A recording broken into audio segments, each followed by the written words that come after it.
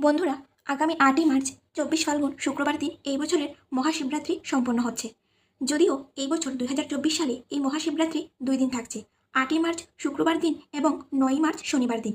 কারণ শুক্রবার রাত্রি 8টা থেকে শুরু হচ্ছে শিব চতুর্দশী তিথি এবং এই চতুর্দশী তিথি থাকছে পরের দিন শনিবার সন্ধ্যা 5টা 43 মিনিট পর্যন্ত। সেই কারণে এই বছরের শিবরাত্রির তিথি মূলত 2 দিন থাকছে। এই বছর 2024 সালে শিবরাত্রি স্মার্তমতে শুক্রবার দিন পূজা এবং ব্রত পালন করা যাবে। অন্যদিকে গোস্বামী মতে শনিবার দিন শিবরাত্রির পূজা এবং ব্রত সম্পন্ন করতে পারবেন।